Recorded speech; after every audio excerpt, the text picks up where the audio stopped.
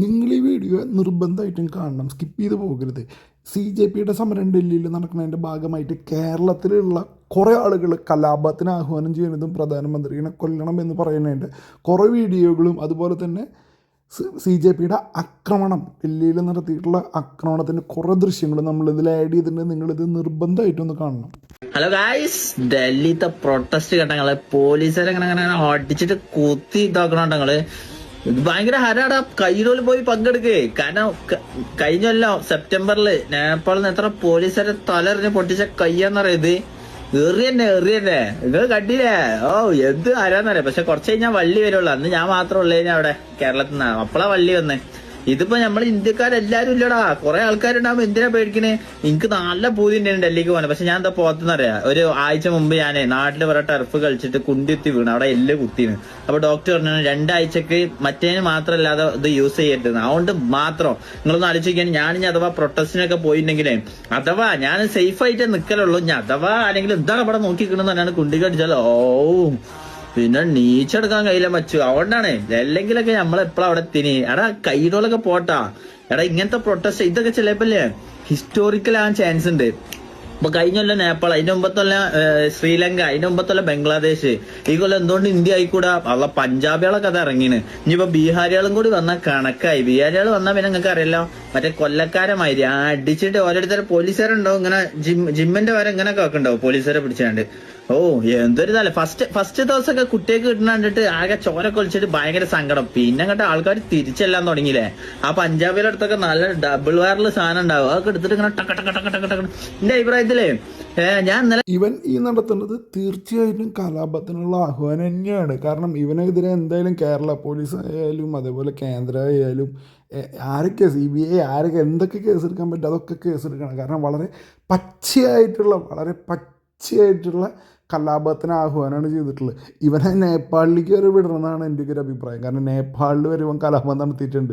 ഇവനൊക്കെ ഒരു അവസരം കിട്ടിക്കഴിഞ്ഞാൽ എന്തായിരിക്കും ഇന്ത്യ എന്ന് പറഞ്ഞ രാജ്യത്ത് ചെയ്യാൻ പറ്റുക? ഇവരൊക്കെ എന്തൊക്കെ ചെയ്യും നമ്മുടെ നാട്ടിൽ എന്നുള്ളതിൻ്റെ വ്യക്തമായിട്ടുള്ള ഇവൻ്റെ വായെന്ന് തന്നെ വന്നിട്ടുള്ള ഡയലോഗുകളാണ് ഇവൻ ഈ പറഞ്ഞിട്ടുള്ളത്. ഇവനൊന്നും ഒരു കാലത്തും വെറുതെ വിടരുത്. കഴിഞ്ഞിട്ട് ഇനിയുണ്ടൊരു വീഡിയോ.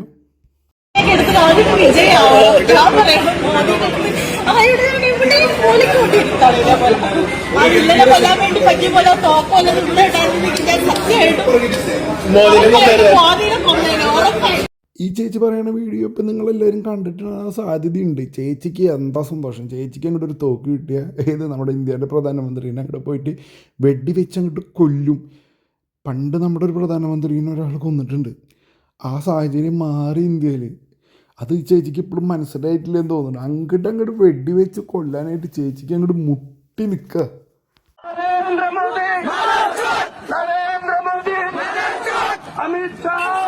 ഇതിൽ ഈ പറയുന്നത് കേട്ടല്ലോ, അതെന്താണെന്ന് ഇപ്പോൾ മലയാളത്തിൽ ഞാൻ പറഞ്ഞു തരേണ്ട ആവശ്യമില്ല, നിങ്ങൾക്ക് എല്ലാവർക്കും മനസ്സിലായിട്ടുണ്ടാവും.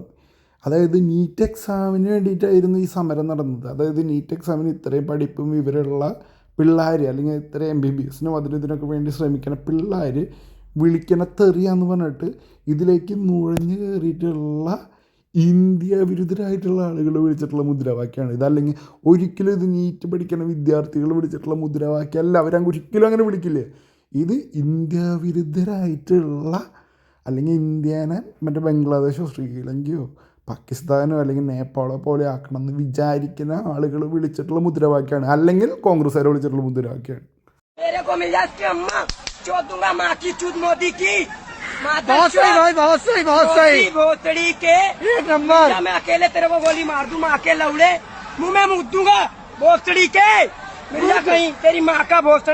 അതുപോലെ നിങ്ങൾ ഈ വീഡിയോ മിക്കതും കണ്ടിട്ടുണ്ടായിരിക്കും. ഇവനൊക്കെ കണ്ടിട്ട് ഇവനൊക്കെയാണ് നീറ്റ് പഠിക്കാൻ പോകുന്നത്, ഇവനൊക്കെയാണ് ഡോക്ടറാവാൻ പോകുന്നത്, അല്ലെങ്കിൽ ഇവനൊക്കെയാണ് ഇന്ത്യയിൽ ജോലി കൊടുക്കേണ്ടത്. ഇവനൊക്കെ ഒരു സ്ഥലത്ത് ജോലി കൊടുത്തു കഴിഞ്ഞാൽ സ്ഥാപനത്തിൻ്റെ അവസ്ഥ എന്തായിരിക്കും ഒന്ന് ആലോചിച്ച് നോക്കിയേ. പഠിപ്പും വിവരമുള്ള പിള്ളേർ പറയൂ ഇങ്ങനെ പരസ്യമായിട്ട്? അല്ലെങ്കിൽ ഇവരിങ്ങനെ വിളിക്കുന്നത് നിങ്ങൾക്ക് തോന്നുന്നുണ്ടോ? ഇവനൊക്കെ അന്ധതയാണ്, രാഷ്ട്രീയ അന്ധത അല്ലെങ്കിൽ ദേശവിരുദ്ധത, രാജ്യത്തിനെതിരെ പ്രവർത്തിക്കാൻ വേണ്ടി മുട്ടി നിൽക്കുന്ന ആൾക്കാരില്ലേ, നമ്മൾ പറയുന്ന സുഡാപ്പികൾ, അവരാണ് ഇവർ.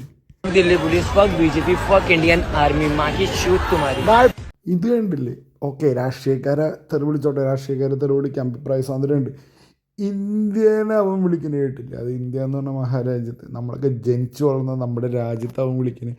അതുപോലെ തന്നെ നമ്മുടെ ആർമി, ആ മറ്റേ നമ്മുടെ പാകിസ്ഥാനെതിരെ പ്രവർത്തിക്കുന്ന കാരനാണ്. അവർക്ക് പാകിസ്ഥാൻ്റെ നുഴഞ്ഞ കയറ്റവും മറ്റുള്ള കാര്യങ്ങളൊക്കെ ചെറുത്ത് നിൽക്കുന്ന കാരനാണ്. അതിർത്തിയിൽ അവർ നിൽക്കുന്ന കാരനാണ് നമ്മളിവിടെ കിടന്ന് ഉറങ്ങണത് എന്നുള്ള ബോധമില്ലാത്ത, കാരണം ഇവൻ്റെയൊക്കെ രക്തത്തിലുള്ളത് പാകിസ്ഥാനി തീവ്രവാദികളുടെയും ചോരയാണ്. ഇത് കണ്ടാൽ നമുക്ക് മനസ്സിലാവില്ലേ. ഇത്രയ്ക്കും മോശമായിട്ടുള്ള രീതിയിൽ നടക്കുന്ന സമരമാണ് CJPയുടെ വിദ്യാഭ്യാസത്തിനെതിരെയുള്ള സമരം. വിദ്യാഭ്യാസം ഇന്ത്യയിൽ അങ്ങോട്ട് അവർക്ക് പൂത്തുലയ്ക്കാൻ വേണ്ടിയിട്ടുള്ള സമരം. ഈ വന്നിട്ടുള്ള ഒരെണ്ണം പോലും 10ാം ക്ലാസ് പാസ്സായിട്ടുള്ളത് ഉണ്ടെന്ന് തോന്നുന്നില്ല. അല്ലെങ്കിൽ ഒരുത്തനെ പോലും എഡ്യൂക്കേഷൻ എന്ന് പറഞ്ഞ സാധനത്തിന് സ്പെല്ലിങ് അറിയണത് ഉണ്ടെന്ന് തോന്നുന്നില്ലേ. അത്രയ്ക്കും വിവരം കെട്ടവരാണ് ഈ വന്ന് ഈ സമരം ചെയ്യുന്നത്.